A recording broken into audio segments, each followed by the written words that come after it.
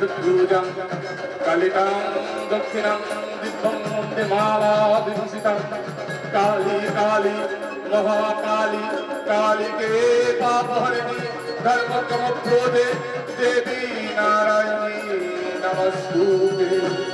ওম সর্বমঙ্গলমঙ্গলে শিবে সর্বত্র সাধিকে সর্বগুণে তম্মকে গৌরী নারায়ণী নমস্তুতে।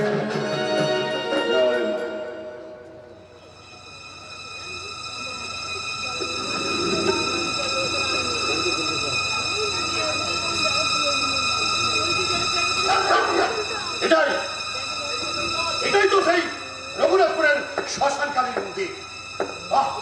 সামনে পুজো হচ্ছে আর পেছনে হচ্ছে যত অসৎ কাজ কারবার। আর এদের নাটের গুরু হচ্ছে, নাটের গুরু একজনই আছে, সে হচ্ছে বাবা ঠাকুর শান্তিপাল। তাকে বাবা ঠাকুর বলে সবাই ডাকে। কিন্তু বাবা ঠাকুর শোনো, তোমার সমস্ত প্রমাণ কিন্তু আমার এই ডায়েরিতে লিপিবদ্ধ আছে। এই ডায়েরিটা নিয়ে আমি থানায় যাব, আমি থানায় গিয়ে এফআইআর করব, আমি তোমাকে জেলের ভাত খাইয়ে ছাড়বো। আমি শান্তিপাল রাবণের ককটেল মাল্যরূপে কলির কষ্ট করে দূর। জয় মা কালী, জয় মা কালী। করল পাপ দিল ললি। আপনি তাহলে এদের পান্ডা। হাসালেন মাস্টার মশাই, হাসালেন। যে সবসময় মায়ের চরণে পড়ে থাকে সে কখনো পাপ কাজ করতে পারে?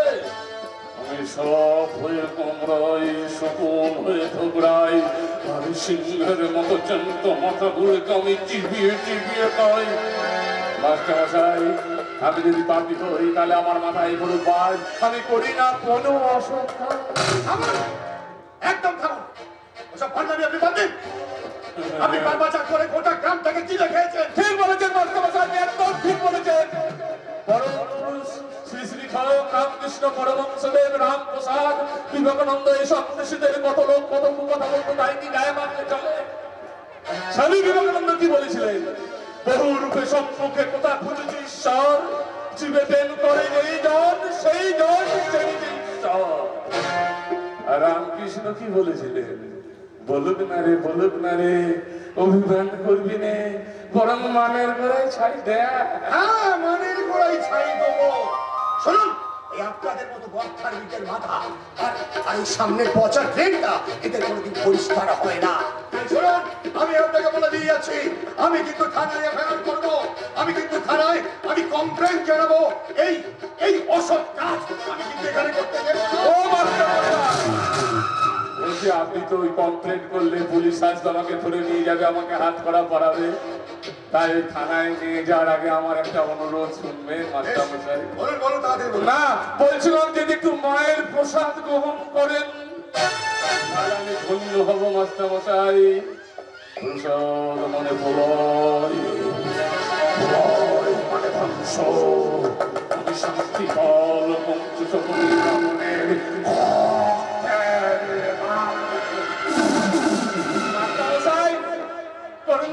করুন না, একটু প্রসাদ গ্রহণ করুন না মাস্টার মশাই, আমি ধন্য। দেখুন, আপনার যখন ইচ্ছা লেগেছে আমাকে প্রসাদ খাওয়াবেন, তাই আমি রাজি হলাম। বেশ, দিন প্রসাদ দিন। হ্যাঁ, দিচ্ছি মাস্টার মশাই, দিচ্ছি। আসুন আসুন মাস্টার মশাই, এই নিন প্রসাদ।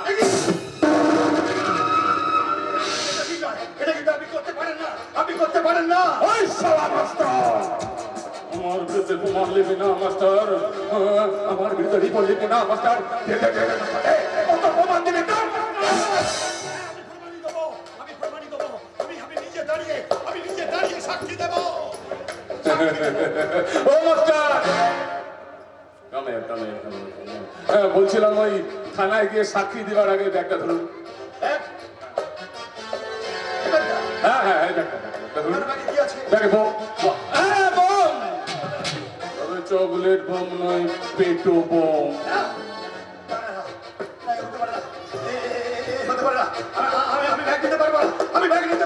মাস্টার মশাই, ও মাস্টার মশাই, আপনার একটা টপকা মেয়ে আছে না?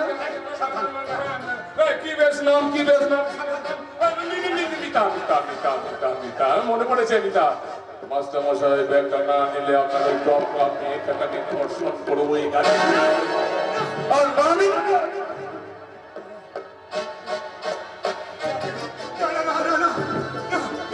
কি করে হয় ঈশ্বর ঈশ্বর আমি তো এতদিন সততার নামাবলী গায়ে জড়িয়ে সমস্ত সতর্ক কাজ করে এসেছি কিন্তু কিন্তু না না না না না আমি পাচ্ছি না আমার মেয়েটার জন্য আমাকে এই কাজটা করতেই হবে আমার মেয়েটাকে বাঁচাতে হবে আমি ওই সব কাজ ওই ব্যাগটা আমি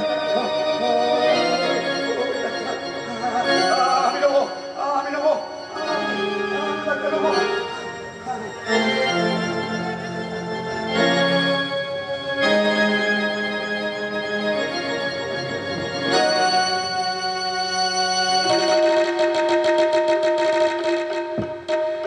মাস্টার মশাই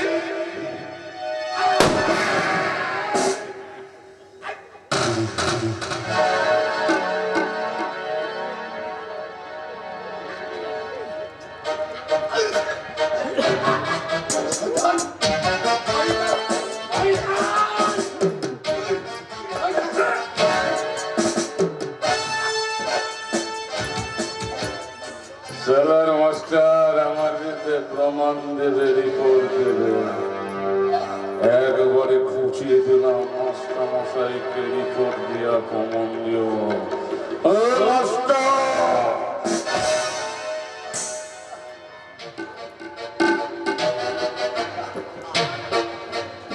মাস্টার মশাই আমি এত বড় মানলাম আমার মন্দিরটা বম্বেরা উড়িয়ে দিতে চাইছিলেন মাস্টার মশাই এত বড় স্মগলার মাস্টার মশাই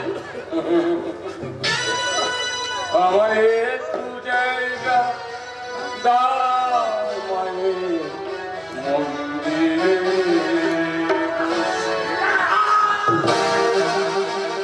আমি অনাহত আমি দোষেতে দোষী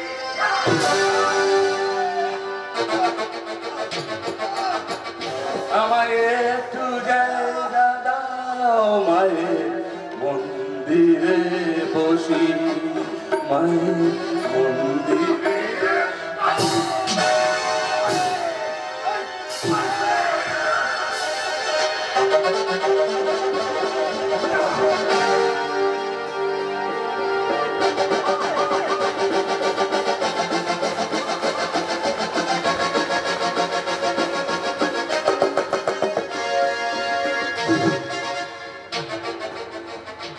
আমার সব বিষয় সম্পত্তি বিক্রি করে আমি আমার মেয়ের বিয়ের জন্য টাকা নিয়ে যাচ্ছি আমি ওকে অনেক বড় ঘরে দিয়ে দেবো তাই তো বিষয় সম্পত্তি বিক্রি করতে গিয়ে না না এখন আর টাকা পয়সা বিষয় সম্পত্তি নিয়ে ভেবে কোনো লাভ নেই আমার এখন একটাই চিন্তা ও যেন বিয়ের পর শ্বশুর বাড়িতে গিয়ে সুখী হয় হে ঈশ্বর তুমি ওকে রক্ষা করো ঈশ্বর অন্ধ ঈশ্বর বধির হয়ে গেছে ঈশ্বরকে ডেকে আজ কোনো লাভ নেই ঈশ্বর এখন তাদেরই সাহায্য করে যারা কোটি কোটি টাকা দিয়ে ঈশ্বরকে মন্দির তৈরি করে দেয় ঈশ্বর তাদেরই সাহায্য করে যারা যারা কোটি টাকায় শুয়ে ঈশ্বরকে সোনার বেলপাতা দেয় ঈশ্বর তাদেরই সাহায্য করে যারা লক্ষ কোটি পাপ করে সেই পাপের টাকা দিয়ে ওই বিদেশে বসে সারা বছরের বছরে চুমুক দেয় ঈশ্বর তাদেরই সাহায্য করে যারা যারা গরিব মানুষের রক্ত চুষে সেই মানুষগুলোকে অবহেলা করে পাঁচ উচ্চ নিবন্ধ করে থাকে সেই ঈশ্বর নামক বস্তুটাকে আমি বিশ্বাস করি না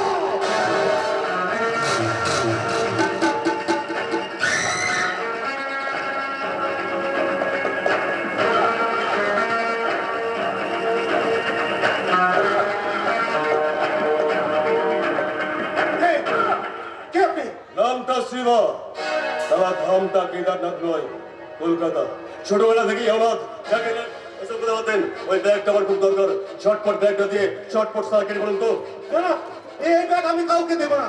এই ব্যাগে আমার মেয়ের বিয়ের টাকা আছে। তুমি এখান থেকে চলে যাও। ওই সালা বুড়ো, মেয়ের বিয়ে দিতে গিয়ে তো সারা অনেক বাবারাই তো হিমশিম খেয়ে গলায় দড়ি দিয়ে লটকে যাচ্ছে, তাতে সারা ছেলের বাড়ির কিচ্ছু চাই আসে না। ওই সালা, কথা না বাড়িয়ে ব্যাগটা দে।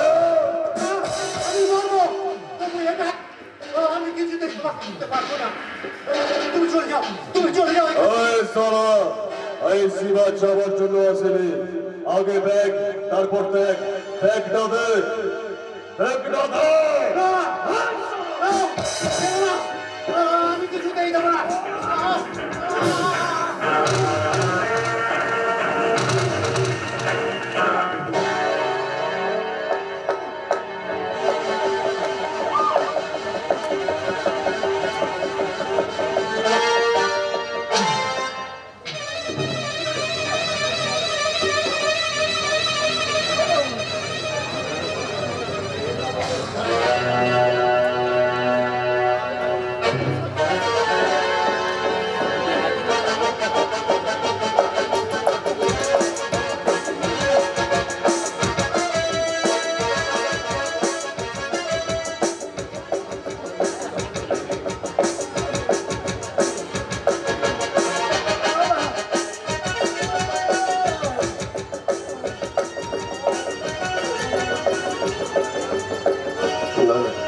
আজ 7 দিন হয়ে গেল, আজ 7 দিন হয়ে গেল আমি আমি তো কাজ ছিল করতে পারলাম না। এদিকে এদিকে আমি বাড়িতে বলেছি আমি একটা কলকাতায় বড় কোম্পানিতে চাকরি করছি, কিন্তু আমার বাড়ির লোককে আমি কি জমা দেবো? না না, যেমন করেই হোক আজকের মধ্যে যেমন করেই হোক একটা চাকরি আমাকে। ওই মানুষ পড়েছে কেন? আপনার কি হয়েছে? আপনাকে কেউ ছুরি মেরেছে? আপনি কে? কোথা থেকে আসছেন? আপনার কি হয়েছে? হ্যাঁ,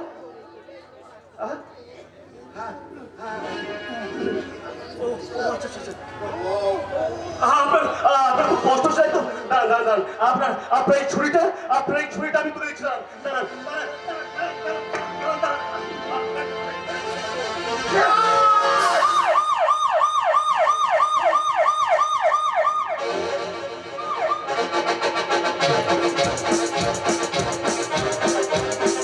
অবশেষে সমস্ত প্রমাণাদির ওপর ভিত্তি করে অরুণ মুখার্জিকে কোর্টে তোলা হয় এবং মহামান্য আদালতের নির্দেশে ভারতীয় দণ্ডবিধির 302 ধারা অনুযায়ী অরুণ মুখার্জিকে ফাঁসির দণ্ডে দণ্ডিত করা হয়।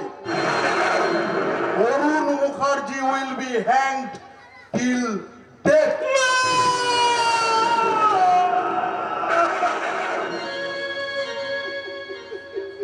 কাল আপনার ফাঁসির ডেট।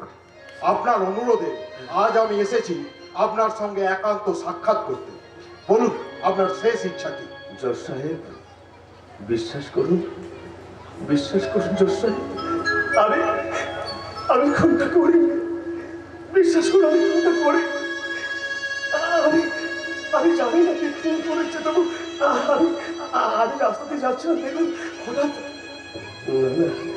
আজ আপনাকে এসব কথা বলে আর কোনো লাভ হবে না। আপনি আমাকে সাজা শুনিয়েছেন। আপনার দেওয়ার শাস্তি আমি মাথা পেতে নিতাম। তবে আমার একটা অনুরোধ, আমার মৃত্যুর সংবাদটা দয়া করে আমার বাড়ি ওই রঘুনাথপুরে আমার বৃদ্ধ বাবা, আমার একটা ছোট ভাই আছে অন্ধ, আর আমার স্ত্রীকে আপনি নিজে গিয়ে আমার মৃত্যুর সংবাদটা আমার বাড়িতে আপনি দিয়ে আসবেন। আপনি কি বলছেন? এটাই আমার শেষ ইচ্ছা।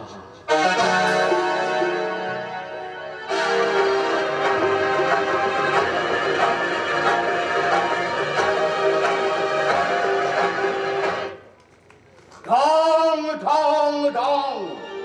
না না, এটা মহাকালের ঘন্টা নয়, এটা জীবন বাবুর রেলগাড়ি সংসার প্ল্যাটফর্মে ঢোকার শব্দ। ওই রেলগাড়ি চড়েই আমার ছেলে অরুণ কলকাতা থেকে বাড়ি ফিরবে। সে যে এক বুক আশা নিয়ে কলকাতায় গেছে একটা চাকরির জন্যে, একটা ভালো চাকরি জোগাড় করে অনেক টাকা রোজগার করে এই সংসারের দুঃখ ঘোচাবে, ফোটাবে আমাদের সকলের মুখে হাসি। সেই হাসির বসরা বয়ে আনতে আমি চললাম স্টেশনে। এটা কি অরুণের বাড়ি? হ্যাঁ, কিন্তু আপনি? হ্যাঁ, আমি হলাম। ও আর বলতে হবে না, আপনি নিশ্চয়ই আমার ছেলে অরুণের বন্ধু। আরে আসুন আসুন, কোথায় কি আপনাকে বসতে? না না, আপনি এত ব্যস্ত হবেন না, আমি জাস্ট দুটো কথা বলেই চলে যাব। আরে চলে যাবেন মানে? এখন তো ঘরে নেই যে বসাতেই পারলাম না, আর আপনি বলছেন অমনি চলে যাবেন। নিজের ছেলে বলে বলছি না, অরুণ, অরুণ এই সংসারের ভগবান। হ্যাঁ, কিন্তু কিন্তু অরুণকে দেখছি না তো। অরুণ কোথায়? অরুণ? আপনার ছেলে অরুণ আসতে পারিনি তাই তো, তাই আপনাকে পাঠিয়েছে আমাদের খবর নিতে। আরে অরুণ আসতে পারে, কিন্তু কি হয়েছে? আপনাকে পাঠিয়ে আমাদের এই রোদন ভরা সংসারে খুশির বন্যা বইয়ে দিয়েছে। আরে আপনি আপনি আমার ছেলের বন্ধু, তাই আপনাকে আরে আপনি আপনি বলবো না। বসো বসো বাবা, বসে একটু বসো। কে এসছে বাবা আমাদের এই দরিদ্র ভাঙা কুটিরে? এক মানুষরূপী দেবতা, তোর দাদার বন্ধু। দাদার বন্ধু মানে তো দাদার মতন উনিও আমাদের ভগবান। হ্যাঁ, সেই ভগবানের পা দুটো আমাকে একটু জড়িয়ে ধরতে দাও না বাবা। আয় বাবা আয়।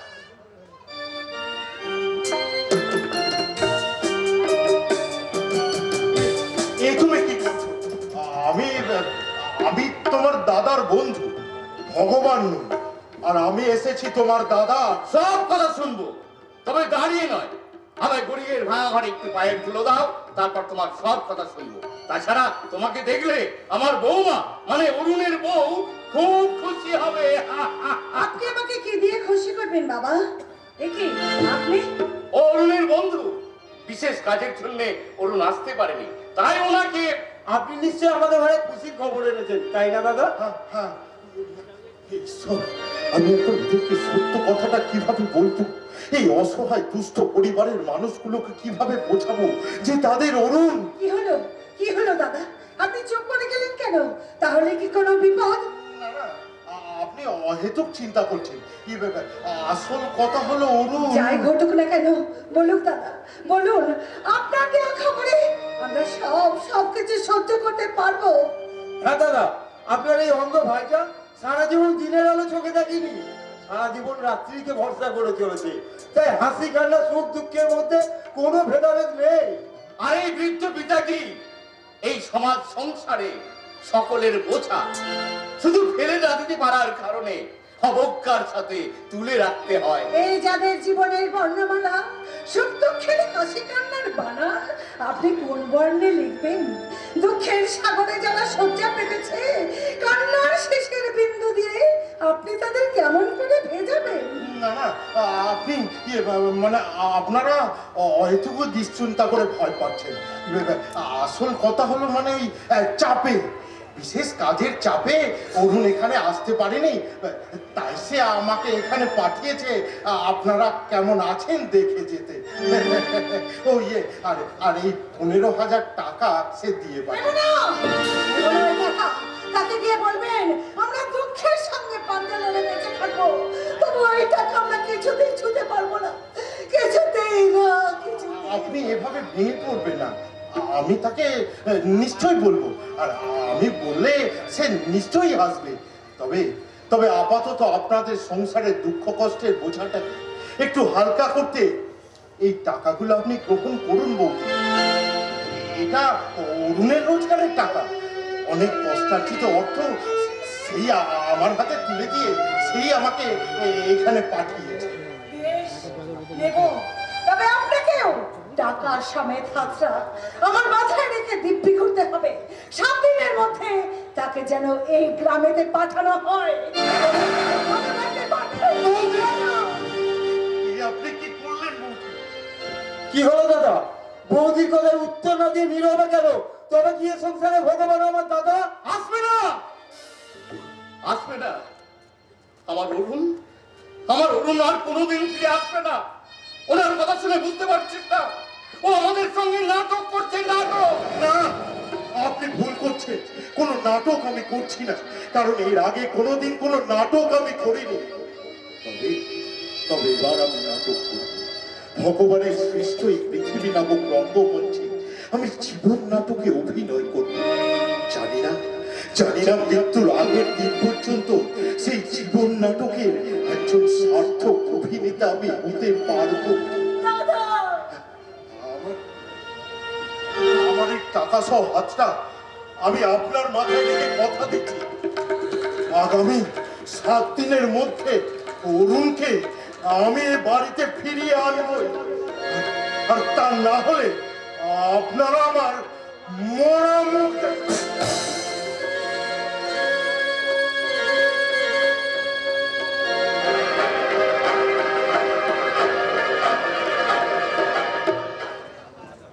বৌমা, বৌমা ভদ্রলোক যাওয়ার সময় কিসের ইঙ্গিত দিয়ে গেল? তবে কি আমার অরুণকে আর আমরা কোনোদিন দেখতে পাবো না? পাবো, নিশ্চয়ই পাবো। 7 দিন, তার মধ্যেই আমার দাদা চলে আসবে। চলে আসবে এই আনন্দে একেবারে ভূত সেজে বসে থাকলে হবে? এদিকে দাদা আসছে শুনে ও আনন্দে আত্মহারা। বাবা, আপনি একটা কাজ করুন তো, এই টাকাগুলো নিয়ে বাজারে যান, সেখান থেকে আপনার জন্য ভালো দেখতে একটা ধুতি, আর ভাইয়ের জন্য একটা স্যুট প্যান্ট, আর আপনার বড় ছেলের জন্য একটা দামি জামা নিয়ে আসবেন। যাদের শিগগিরই চাই। আর তোমার জন্য কিছু লাগবে না বৌদি, তুমি কিছু না নিলে আমি কিন্তু সেই জামা প্যান্ট পরবো না। এই না রে ভাই না, আমার তো অনেক শাড়ি আছে নাকি। আর না থাকলেই বা কি মাজনী, বাবাজি আমার কলির শকুন, এই থুরি কলির বাচ্চা। বাবাজি তো বলেছে তোমাকে টাকা পয়সা সোনা দানা শাড়ি ব্লাউজে ভরিয়ে রাখবে, শুধু রাধা মাধব। আপনি এখানে কেন এসেছেন? এই দেখো বলি, না এসে কি উপায় আছে? বাবাজি সব দিক সামলানোর জন্যই তো আমাকে সম্মানীয় ম্যানেজার পদে বসিয়েছে। আমি তো সে পদের মর্যাদা করতে পারি না, তাই তো তোমার কাছে বারে বারে ছুটে আসি রাধা মাধব। আজিবা কেন এসেছেন? প্রথমত এই রাধা রাধানিতে, আর দ্বিতীয় কথা রাধা মাধব। দ্বিতীয় কথা থাকলো, তার আগে বলুন বৌমার হাত থেকে আপনি টাকাগুলো ছিলেন কেন? তার কৈফিয়তকে তোমাকে দিতে হবে বলো। নিশ্চয় আমি হতবাক হয়ে যাচ্ছি যে এরা আমার এলাকার রঘুনাথপুরে বাস করে। আমার খেয়ে আমার পরে আমার কাছে কৈফিয়ত চাই। এটা সাহসী কথা নয় বড় বাবু, সত্যি কথা বলার অধিকার সবাইকার আছে। এই রঘুনাথপুরে বাস করতে হলে সত্য নামক বস্তুটা আমার কাছে বন্ধক রাখতে হবে। তবে সত্যি কথা বলার অধিকার একমাত্র তোর বৌদি আছে। কারণ রাধা মাধব ওনার যে রূপ দিয়েছে, তারপর পুরুষদের বশ করার জন্য যথেষ্ট যৌবন, এক কথায় বলতে গেলে অনন্যা সুন্দরী রাধা মাধব। আর আমার বাবা ঠাকুর হচ্ছে সেই সুন্দরের পূজারী রাধা মাধব।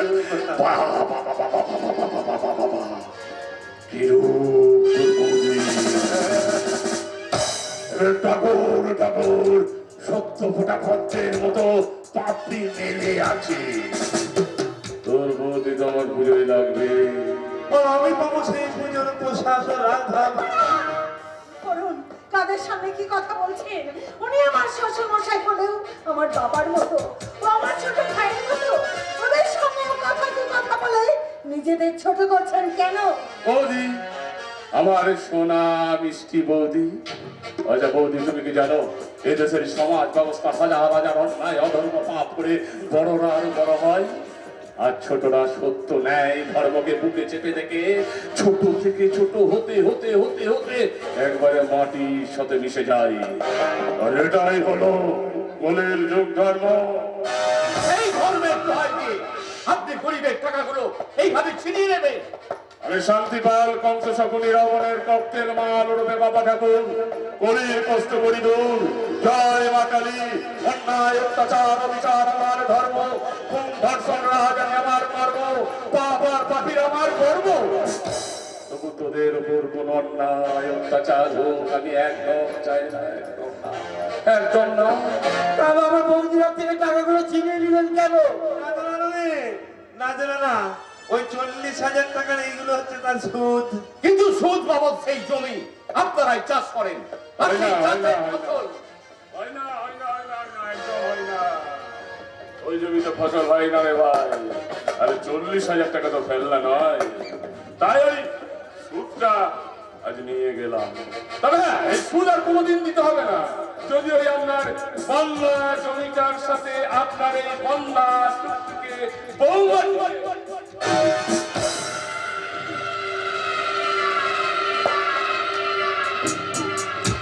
আমাকে দাও ফসল সমেত আপনার বৌমা তোর বৌদি সব আমি ফিরিয়ে দেবো, নাহলে বারে বারে সুদ বাবদ নজরানো আমাকে দিতেই হবে। আমি কেষ্টমিত্তির বড় কঠিন যন্ত্রী রাধা মাধব, বুঝলে ভালো না বুঝলে আরো ভালো, আজ তোমাদের দিন কুলি গেল রাধা মাধব। আপনাদের টাকা পেয়ে গেছেন, সুদ পেয়ে গেছেন, হাত জোর করে বলছি আমাদের একটু শান্তিতে থাকতে দিন, আমাদের সত্যিকারের এবার একটু শান্তিতে আপনারা থাকতে দিন, থাকতে দিন। ছি বৌদি, ছি। হাত জোর করে। ওদের মতো অমানুষ জানোয়ারের কাছে হাত জোর করে তোমার মনোযত্নের অবমাননা করছো কেন? কি বললি? আমরা অমানুষ, আমরা জানোয়ার? তাহলে দেখ এই অমানুষ আর জানোয়ার রূপ নিয়ে তোর বৌদিকে আমরা তুলে নিয়ে যাব। তোর বৌদিকে আমার সহ্য সঙ্গিনী হতে হবে, আর যেদিন সেটা হবে সেদিন আমি তোদের সুদ সমেত সব ফিরিয়ে দেবো। না হলে তোর বৌদির অঙ্গ একবারে ভেঙে দুমড়ে মুচড়ে প্রমাণ করে দেবো। অহংকারে আর সোনা বাকি হতে চাইলে তারপরে দিতে হবে কত বিভৎস, কত ভয়ঙ্কর, কত ভয়ঙ্কর। আপনি আমার বাড়িতে দাঁড়িয়ে আমার সামনে আমার বৌমাকে অপমান করছেন। আপনি যদি বড় বাবু না হতেন তাহলে এই মুহূর্তে আপনার ওই জিপটাকে আমি টেনে ছেড়ে দিতাম।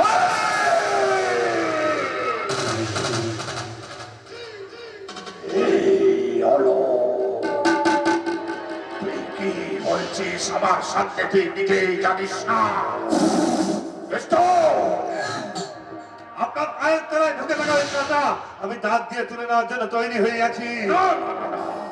ও তো নিষেধ তোকে নামতে হবে না, তোর জন্য অপেক্ষা করছে এক মহান কাজ। কি সেই কাজ? এই পথে আমার সোনার দ্বারে বসি আমার সোনার গুণকুত্তর শিখিয়ে আমার বাগান বাড়ি নামক ওই সোনার খাঁচায় পৌঁছে দিবি।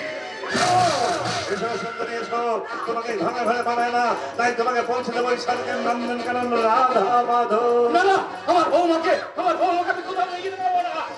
না না, আমার বৌদিকে আমি কোথাও নিয়ে যেতে দেবো না। কেটে কোনো লাভ নেই, কেটে কোনো লাভ নেই। আমি শান্তিপাল কংস শকুনি রাবণের কষ্টের মাল রূপে বাবা ঠাকুর কলির কষ্ট করি দূর, তোদের সব কষ্ট আমি দূর করে দেবো। আর তুমি চলো না আমার সঙ্গে বাগান বাড়িতে, তোমার সব কষ্ট দূর করে দিয়ে তোমাকে আমি একবারে রানী করে রাখবো। আর হ্যাঁ, আমার চাপা মাঝে মাঝে ওই ভগবান প্রাচীর হয়ে দাঁড়াতে পারে না, তাই চোখের জলে নয় হাসি খুশির বন্যায় তোমার এই যৌবনের জল তরঙ্গ ভাসিয়ে দাও।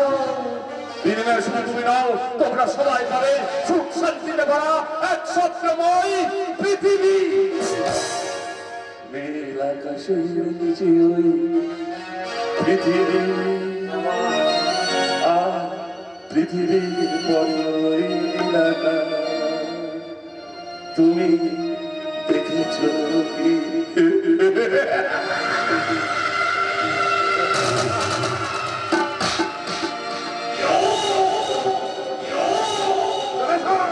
আমি যাবো না, কিছুতেই যাবো না। আমি আমার জীবন যৌবন তোদের মতো কাপুরুষের হাতে কিছুতেই মিলিয়ে দেবো না। ছাড়, ছেড়ে দে জানান, ছেড়ে দে। আমার বাবার হাত ফেলে শয়তান, তাহলে আমি তোকে বলে কি করবি? শালা কিচ্ছু করার মুরত নেই, তোদের বংশের সম্মান গেছে, এটা 2 লাখ টাকা দিয়েও ফিরে পাবি না রাধা মাধব। না না না না, আমার বংশের সম্মান আমি এইভাবে ধ্বংস দিতে পারি না। তুমি আমার জীবন নাও, তবে আমার বৌমাকে তুমি মরতে দাও। দরকার হয় তুমি আমার জীবন নাও, আমার বৌদির কোনো ক্ষতি করো না, আমি তোমাকে করজোড়ে অনুরোধ করছি। শয়তান আমার কবে অনুরোধ শুনেছে? তোর বৌদিকে যদি বাঁচাতে পারে সেটা রাধা মাধব করবে, যদি বৌদিকে বাঁচাতে হয় তাহলে রাধা মাধবকে ডাকো, ডাকো রাধা মাধবকে ডাকো। এই হাসুয়া দিয়ে মেরে তোকে আমি শেষ করে দেবো। যদি প্রাণে বাঁচতে চাস মহেঞ্জির হাতটা ছেড়ে দে। সাজাদ, চুপ শালা! এখনই এই হাঁসুয়া দিয়ে তোর গলায় একটা কোপ মারলে তোর বডিটা বডির জায়গায় থাকবে আর মাথাটা বডি থেকে খুলে টুক করে মাটিতে পড়ে যাবে। খুব বড় বড় কথা বলছো সাজাদ, কিন্তু তুমি আমার বাবা ঠাকুরকে তো চেনো। চলো যেচে মৃত্যুবরণ করো না রাধা মাধব। এই, আমার মৃত্যু চিন্তা না করে তুই আগে নিজে বাঁচার চিন্তা কর। এবারের মান সম্মান আমি কিছুতেই মাটির সাথে মিশে যেতে দেবো না, কারণ আমি অরুণের বন্ধু। আর আমি দেখে থাকতে কেউ এবারের মান সম্মান নিয়ে ছিনিমিনি খেলুক, সেটাও আমি চাই না। তুই বহিঞ্জির গায়ে হাত তুলে মহাপাপ করেছিস। এই যুগে পাপ পুণ্যের বিচার হয় অর্থের মাপ কাটিতে। তাই এই যুগে যারা অর্থবান আজকে তারাই সারা ভগবান। আর সেই ভগবানের কাছে না তোর মতো ভিখিরির বাচ্চা হাত পেতে ভিক্ষে চাইতে পারে, তার আসন টলাতে পারে না। এই কৃষ্ণমিত্র!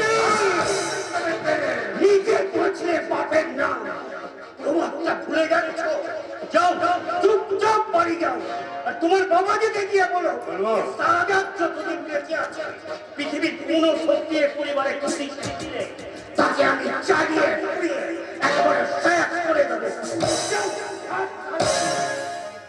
বেশ, আজ না হয় আমি চলে যাচ্ছি, তবে আমি কিন্তু সারা আবার আসবো। আর যেদিন আসবো না সেদিন এই সুন্দরী চিড়িয়াটাকে আমার ঠোঁটে বাঁধিয়ে নেব। রাধা রাধা মাধব, রাধা মাধব, রাধা মাধব। এখন কি হবে শাহজাহান? ওই শয়তানটা যে বলে গেল, আজ ঠিক সময় তুমি না এলে আজ। এটাই তো ভবিতব্য চাচা, এটা কি মেনে নিয়ে চলুন।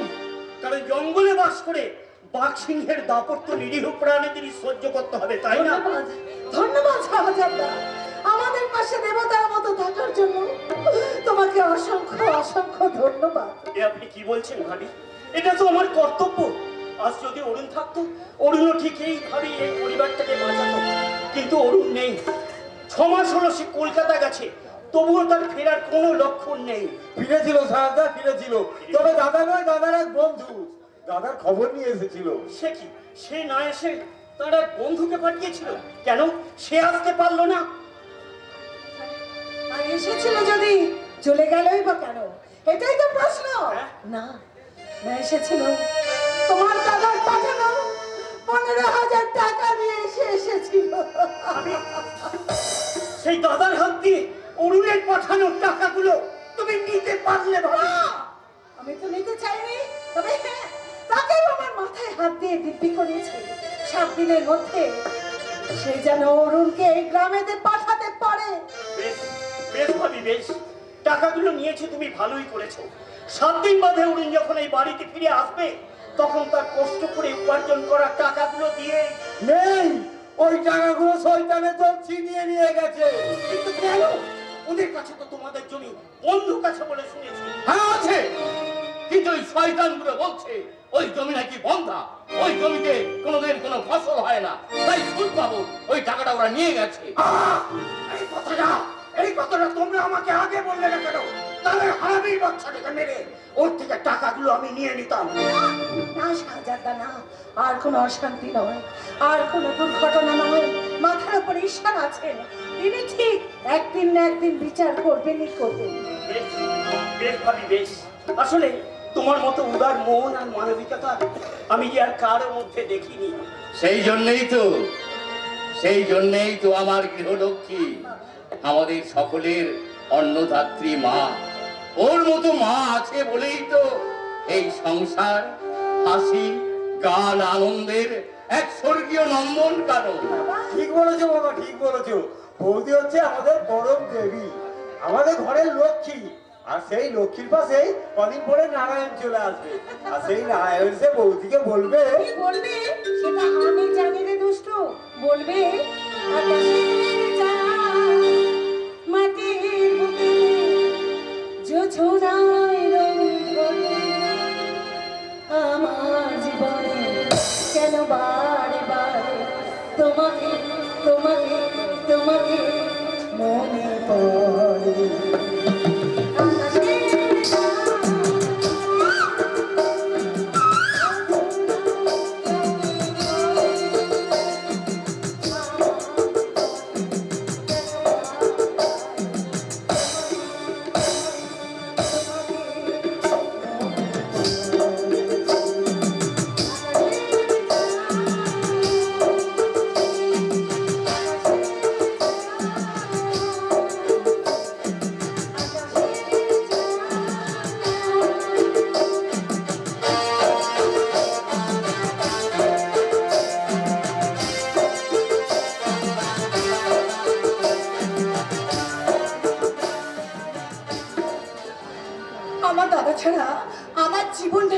অচল। আমার দাদা একজন স্বনামধন্য জজ সাহেব। তিনি যেমন তার দক্ষতার সাথে চালিয়ে যাচ্ছেন তার বিচার করব, তিনি সমান দক্ষতার সাথে চালিয়ে যাচ্ছেন আমাদের সংসারটাকে। সত্যি আমি কোন ছোট্টবেলায় আমি আমার বাবা মাকে হারিয়েছি সেটা আজও আমার মনে পড়ে না। আমি সেই ছোট্টবেলা থেকে আমার দাদা আমাকে একটু একটু করে বড় করে তুলেছে। আমার দাদাই যে আমার কাছে মা, আমার দাদাই যে আমার কাছে বাবা। ছোট থেকে স্নেহ মায়া ভালোবাসা দিয়ে আমাকে একটু একটু করে বড় করে তুলেছে, আমাকে উচ্চ শিক্ষায় শিক্ষিত করে গড়ে তুলেছে আজ ডাক্তার। সত্যি আমার দাদা কিন্তু আমার কাছে সাক্ষাৎ ভগবান। বাবা, খুব যে বড় বড় কথা বলছে, তা আজ মনে হচ্ছে একেবারে অন্য মেজাজে। দাদা, কিন্তু বোন, তোকে যে আমার একটা কাজ করে দিতে হবে। কি কাজ বলো দাদা? আমি তো তোমার জন্য সমস্ত কাজ করতে রাজি। সত্যি বলছিস বোন? একদম। তাহলে শোন, আমি চাই তুই আমার জানা রঘুনাথপুর গ্রামে যা। কিন্তু দাদা, হঠাৎ এত গ্রাম থাকতে রঘুনাথপুরে কেন?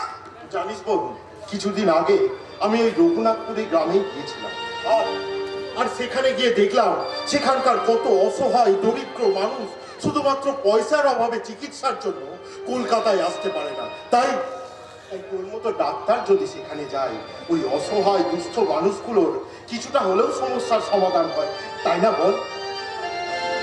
এছাড়া যে আমার আর কোনো উপায় নেই, শরীরকে যেভাবে হোক রঘুনাথপুরে আমাকে পাঠাতেই হবে।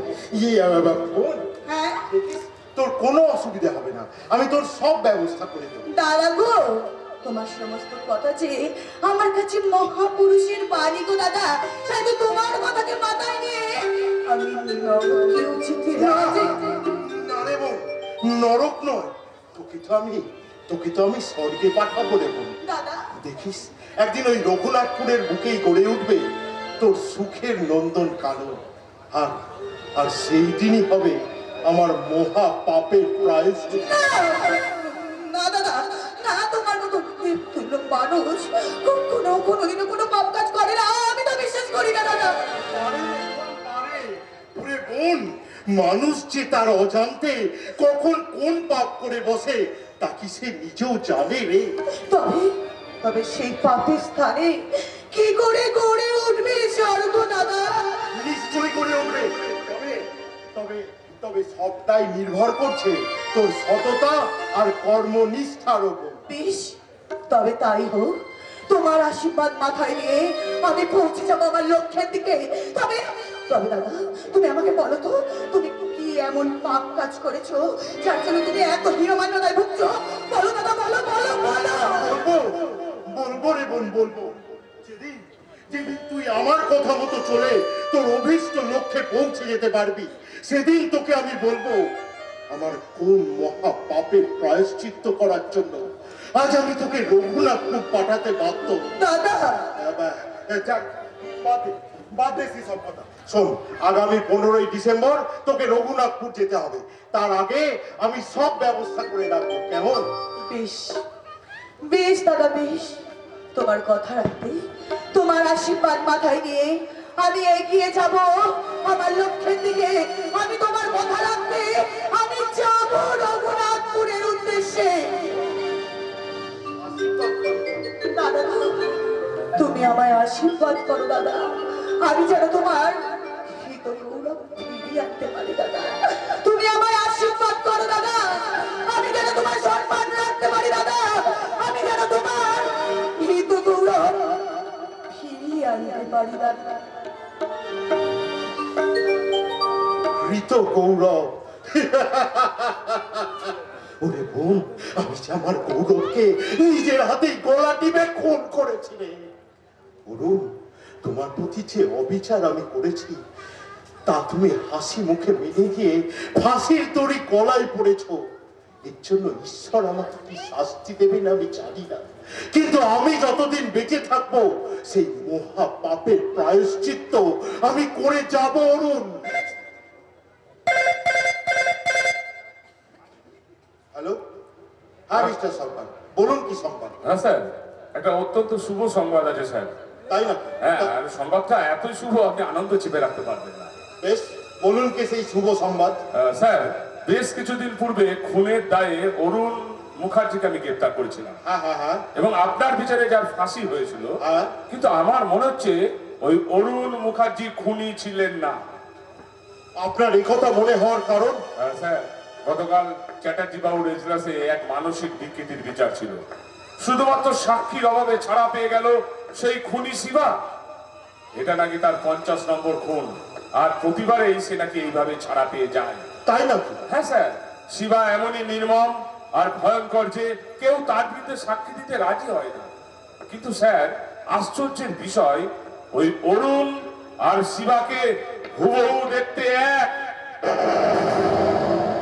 তাই আপনার মনে হয় সেদিন খুনটা করেছিল শিবা আর শাস্তি পেয়েছে অরুণ, তাই তো?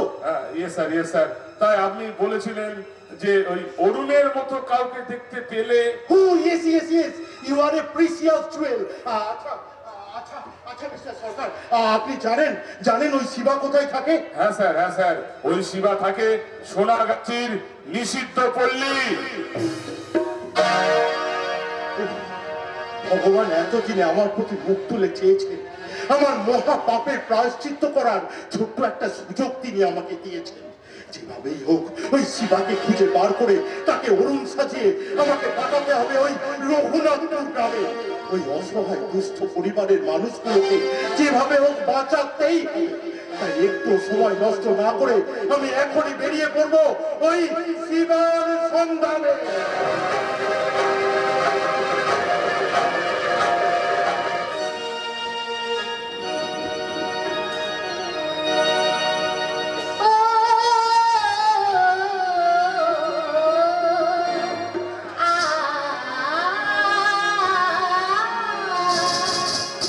তোমরা পয়সা দিয়ে গানকে কেন, মেজাজ ছাড়া কি তোমাদের আছে?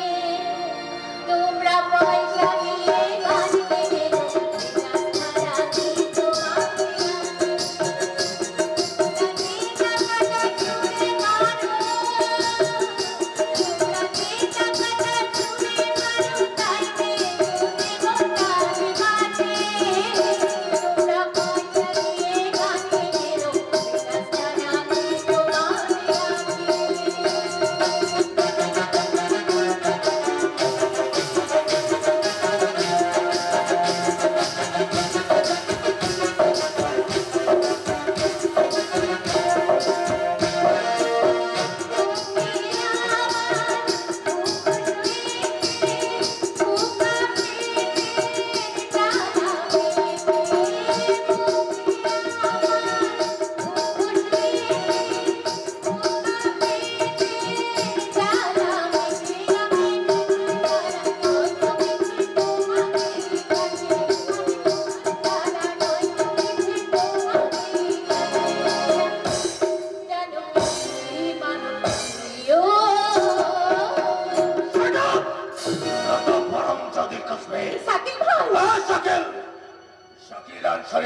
আমার প্রাণে কোনো দয়া মায়া বলে কিছু নেই। আমার খিদা শুধু টাকা টাকা। সেই জন্য শালা তোকে 2 লাখ টাকা দেখে বড় ওস্তাদকে নাকি রাজগান শিখেছি। তোর সেই নাচগান দিয়ে কোটিপতি মানুষগুলোর তাদের রক্ত রহস্যের নিগড়ে তবে ঝগড়া করে দেওয়ার জন্য। আমার ভাই বাংলা আধুনিক গানকে পরিবেশকে দূষণ করার মতো নয়। কিন্তু আমি রাজধানীর বিনিময়ে তোমার হাতে হাজার হাজার টাকা তুলে দিচ্ছি সাকিব ভাই, আর সেই টাকায় ভরে না, তোতে মন ভরে না। আমার চাই অনেক অনেক অনেক টাকা। সেই জন্য আজ রাতে রতনার নোট আসবে, তুই নয় না। সে তোকে পেলে দেবে 1 লাখ টাকা। সাকিব ভাই না, তুমি আমাকে ওই পথে ফেলে দিও না। আচ্ছা সাকিব ভাই, তুমি বলো তো, আমি তো তোমার বোনের মতন, বলো তুমি কোন ছোটবেলা থেকে তুমি তোমার বোনের মতন করে মানুষ করেছো, আর সেই বোনকে তুমি আরে আমি হচ্ছে পতিত পল্লীর দলাল সচিন ভাই। আরে আমার কাছে নির্বাসী মন বলে কিছু নেই। এত স্নেহ দিয়ে আমায় ভক্তি স্নেহে মানুষ করলে, আর সেই স্নেহ শুধু টাকার জন্য, তোকে বোনের মতো ভালোবাসার জন্য নয়। তোর রূপ, তোর যৌবন, আরে আমার কাছে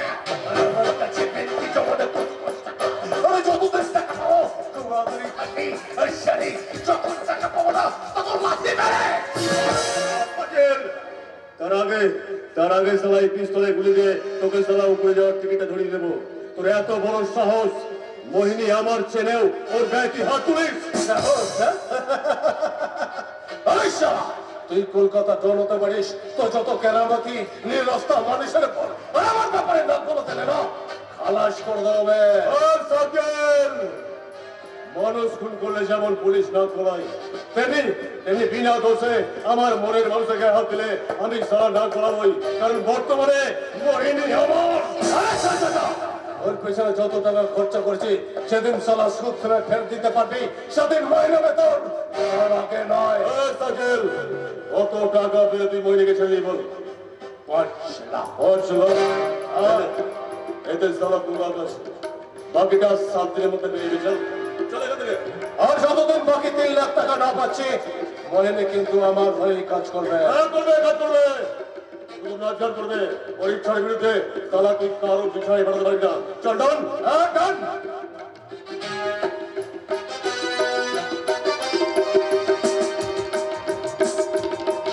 ওই আপাতত কিছুদিনের জন্য শিবার সম্পত্তি হয়ে থাক।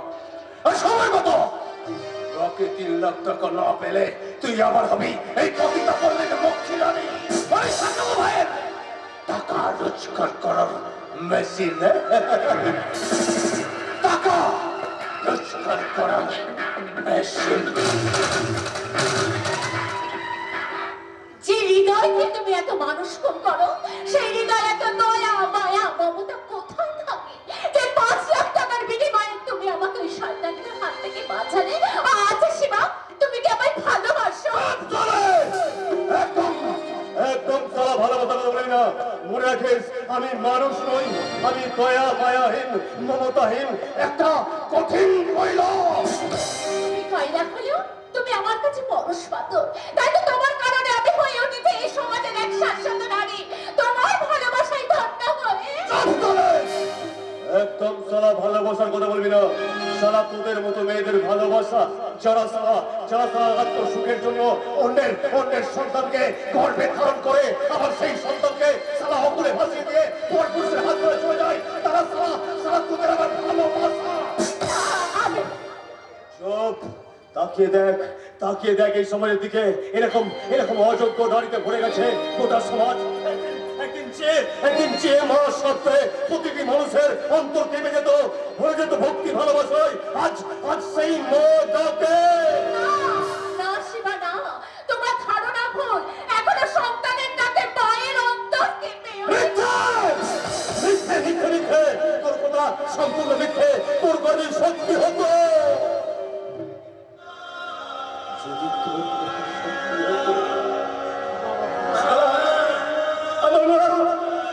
আমার জন্মদাত্রী মা তো ছিল একজন নারী, তাহলে কেন সালা আমার জন্মের পর আমাকে ওই নদীর ধারে ফেলে দিল? কেন রাখলো না মাতৃত্বের মর্যাদা? সারা পাপ লালসার ফসল হয়ে এই সমাজের বুকে আমি হয়ে গেলাম একটা জঞ্জাল। আমি সালা একটা জারদ সন্তান মানেই সমাজের জঞ্জাল নয় শিবা। মহাভারতের কর্ণও ছিলেন জারদ সন্তান, কিন্তু তিনি তার কর্মগুণে সারা দেশের কাছে হয়ে উঠেছিলেন দাতা কর্ণ। আপনাকে তো ঠিক না চেনারই কথা, আমি কলকাতা হাইকোর্টের চিফ জাস্টিস সব্যসাচী চ্যাটার্জি। আরে সালা, আপনি তো আমাকে সালা একদম অবাক করে দিলেন। আপনিও সালা এই নরক দর্শন করতে আসেন? কেন আসবো না? এই নরক সৃষ্টির জন্য তো আমরাই দায়ী। মাঝে মাঝে কিছু কারণে ভুল বিচার করে আমরাই মানুষকে করে তুলি শয়তান, আর তাদেরই শয়তানিতে এই সমাজের বুকে সৃষ্টি হয় নরক গুলজার। তাহলে এই নরকে কি আপনার ভুল স্বীকার করতে হয়েছে? না, আমি এসেছি আমার মহা পাপের প্রায়শ্চিত্ত করতে, আর তার জন্যই তো তোমাকে আমার বড় প্রয়োজন। তাই তোমার কাছে আমার অনুরোধ। আপনি তো সম্মানীয় জজ সাহেব, আপনি অনুরোধ নয়, বলুন দাবি অধিকার। বেশ, তার আগে তোমাকে একটা প্রশ্ন করি। তুমি যেসব কাজ করো তাতে তোমার দৈনিক রোজগার কত? কি ব্যাপার স্যার, হঠাৎ আমার রোজগার নিয়ে কথা বলছেন কেন? না বলো না। না মানে কি আর বলবো স্যার, কোনোদিন 2000, 5000, আবার কোনোদিন 50,000 হয়ে যায়। আমি তোমাকে প্রতিদিন 1 লক্ষ টাকা করে দেব। হ্যাঁ, আমাকে করতে হবে? তুমি 7 দিন আমার হয়ে কাজ করবে। ঠিক আছে, ঠিক আছে। আর কাজটা হচ্ছে অভিনয়। অভিনয়? হ্যাঁ, অভিনয়। রঘুনাথপুরে একটি মারা যাওয়া ছেলের বাড়িতে সেই মারা যাওয়া ছেলের ভূমিকায় তোমাকে অভিনয় করতে হবে। তার বৃদ্ধ বাবা, স্ত্রী এবং অন্ধ ভাইকে বুঝিয়ে দিতে হবে সে মারা যায়নি, সে আজও জীবিত। আচ্ছা, তারপর তারপর তুমি কলকাতায় আসছি বলে এখানে ফিরে আসবে। ব্যাস, তোমার ডিউটি শেষ। বিনিময়ে তুমি পেয়ে যাবে 7 লক্ষ টাকা। আর সেখানে সংসার খরচ চালানোর টাকাটাও আমি তোমাকে দেবো। বলো রাজি? ফুটে যাবে। তার মানে? বলছি গলায় গামছা দিয়ে কেটে পড়ুন, এসব কাজ আমাদের হবে না। কিন্তু কেন? কেন কি বলছেন স্যার? কেন কি বলছেন? একটা বিষধর সাপকে টাকার বিনিময়ে বলছেন নির্বিষতে, একটা রয়্যাল বেঙ্গল টাইগারকে বলছেন একদম সভ্য ভদ্র হতে। আরে বাবা, ওসব কাজ আমার দ্বারা সম্ভব নয়। কেন কেন সম্ভব নয় শিবা? মানুষ ইচ্ছে করলে যে সবই পারে। আমি তো মানুষ নই, আমি সারা প্রকৃতির অভিশাপে একটা নরদানব। তাই ভালো মানুষ সাজা আমার ধাতে সয় না। কিন্তু আমি যে তাদেরকে কথা দিয়েছি আগামী 7 দিনের মধ্যে তাদের ঘরের ছেলেকে আমি ঘরে ফিরিয়ে দেবই। আর তা না হলে তারা আমার মরা মুখ দেখবে। এখন তুমি যদি আমার প্রস্তাবে রাজি না হও, আমার সামনে মৃত্যু ছাড়া যে আর কোনো পথ নেই শিবা। আর আমার সেই মৃত্যুর জন্য পরোক্ষভাবে দায়ী থাকবে তুমি। না সাইরা, তা কখনো হয় না। আপনার মতো ভালোবাসার মৃত্যু তো এই সমাজের মাকে বিশাল ক্ষতি। শিবা, শিবা, আমি তোমাকে অনুরোধ করছি শিবা, হ্যাঁ, নিজের মনকে শান্ত করো। অন্তত স্যারের মুখের দিকে চেয়ে তুমি। কেমন করে কাজ করে বলতে পারিস? যে বিকৃত মানসিকতা নিয়ে আমি খুন রাহাজানি করি, যে হাত দিয়ে মানুষ খুন করি, সেই হাত দিয়ে কেমন করে একটা সংসারকে রক্ষা করে বলতে পারিস? তুমি পারবে? কারণ দর্শনতা কর, তার সেই শব্দ হাত দিয়ে না অনেক মানুষকে খুন করেছিলেন। আবার সেই হাতে তিনি রামায়ণ লিখে হয়েছিলেন বাল্মীকির মনে। মিষ্টি সোনা বোন আমার। না, বোন নয়, তোমাকে মা বলাই শ্রেয়। কারণ তোমার মুখে তো শুনলাম মায়ের এক অমৃত বাণী। এখানে এসে আমি কিছু পাই বা না পাই, যদি আমার মৃত্যুও হয়, তবু মৃত্যুর পূর্বে তোমার মতো একজন মায়ের দর্শন আমি পেলাম। এটাই আমার অনেক বড় সান্ত্বনা, অনেক বড় পাওনা। কারণ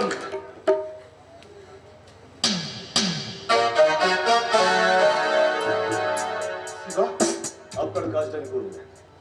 হ্যাঁ, শিবা, কোনো টাকার বিনিময় নয়। কিন্তু হ্যাঁ, আমার বিবেকের তারুণ্য করবো।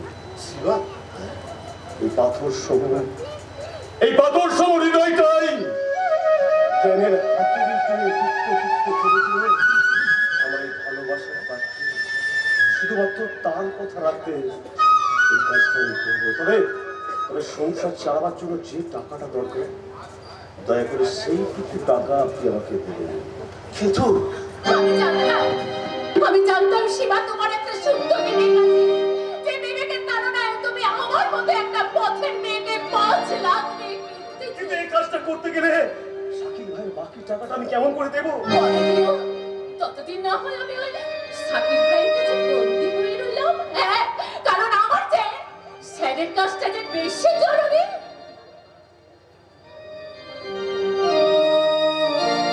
বেশ, তবে তাই হবে। বলুন স্যার, আপনার মুখে সব কথা শুনে আমি আগামীকাল রওনা দেবই রঘুনাথপুরে। বলুন স্যার, আপনার সেই রঘুনাথপুরের সমস্ত ঘটনা আপনাকে বলুন। শোনো শিবা,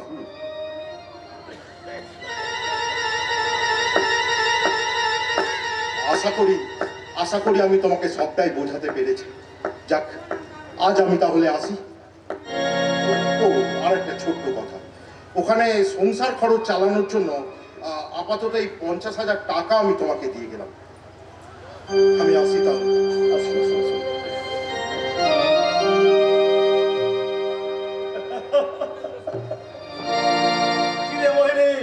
তোকে তো স্যার একেবারে দেবতার আসনে বসিয়ে দিল। না গো না, আমি কোনো দেবী নই গো, আমি তো যে সাধারণ মানুষ, আমার জীবনে কি আছে বলো তো? টাকা। হ্যাঁ, টাকা হয়তো আছে, কিন্তু তুমি যদি আমার জীবনে এইভাবে না আসতে, তুমি যদি আমাকে এইভাবে না বাঁচাতে, তাহলে আমার জীবনের আকাশে নেমে আসতো কালো মেঘ। তুমি তো আমার জীবনের আকাশে আলো করছো না। তাই তো তোমায় বলি, তোমার আকাশ দুটি চোখে আমি হয়ে গেছি এই জীবন ছিল নদীর মতো গতিহারা। এই জীবন ছিল নদীর মতো গতিহারা, দিশাহারা। তোমার আকাশ দুটি চোখে আমি হয়েছি তারা। ও আমি হয়েছি তারা।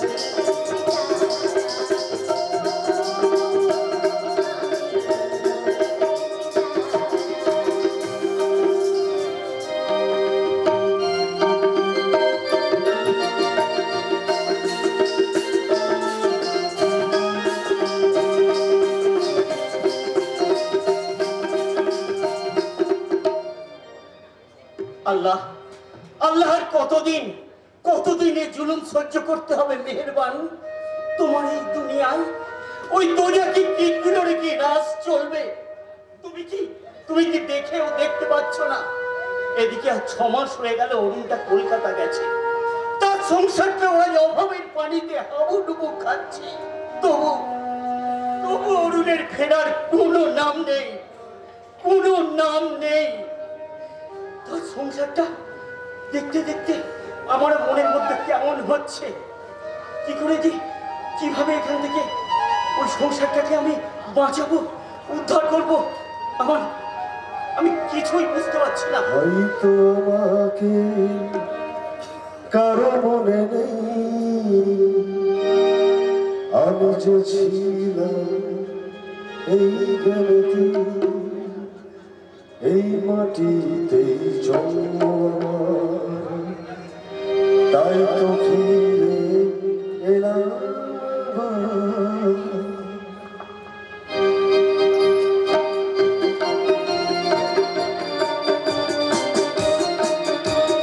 হয়তো আমাকে কারো মনে নেই, আমি যে ছিলাম এই গ্রামেতে, এই মাটিতেই জন্ম আমার, তাই তো ফিরে এলাম আবার।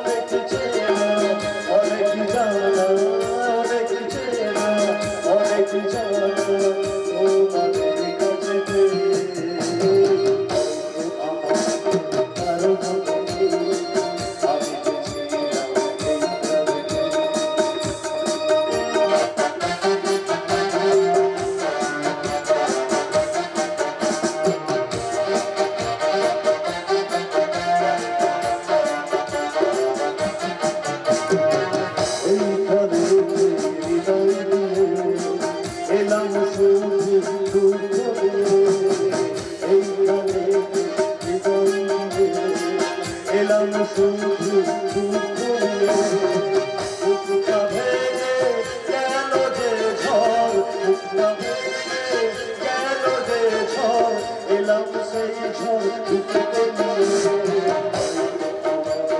কারো মনে নেই আমি যে ছিলাম এই গ্রামে। লা লা লা লা লা, লা লা লা লা লা, লা লা লা লা লা। অরুণ! এই অরুণ, তুই আমাকে চিনতে পারছিস না অরুণ? আমার দিকে তাকিয়ে দেখ, আমি তো ছোটবেলার বন্ধু শেখ সাহায়াতুদ্দিন রে। আরে আরে আরে আরে চিনতে পেরেছি, চিনতে পেরেছি। তুই আমার বন্ধু, ছোটবেলার বন্ধু তো ছিলাম না। আসলে কি জানিস তো, মানে 6 মাস তো আমি তোর কাছে ছিলাম তো, আমি তোকে একটু পরীক্ষা করছিলাম তুই আমাকে চিনতে পারিস কিনা। কি রে, তুই তো দাঁড়িয়ে থাকবি এই ছোটবেলার মতো আমার বুকে আসবি না? আয় আয়, আমার বুকে আয়, আমার আরে কি হলো, চলে ছিল, আয় আমার বুকে আয়। সাজা আমার যে সে ক্ষমতা শয়তানটা কেড়ে নিয়েছিল। তোর একটা হাতের কি হলো? তুই চুপ করে থাকিস না, বল বল কি হয়েছে? শয়তানকে উদ্ধার সন্দীপালের কাছে তোমার সেটা পরে শুনবি, অনেক কথা। এখন চল বাড়ি চল। না না না না চাচা, না ভাবি, না বন্ধু, না আমি বাড়ি যাবো না। তোকে বলতে হবে, বল বল কি হয়েছিল, কি এমন ঘটনা ঘটেছিল যার জন্য তোর একটা হাত চলে গেল? চুপ করে থাকিস না, বল বল কি হয়েছিল? চুপ করে থাকবি না, আমাকে আমাকে সমস্ত ঘটনা তুই বল। তাহলে শোন,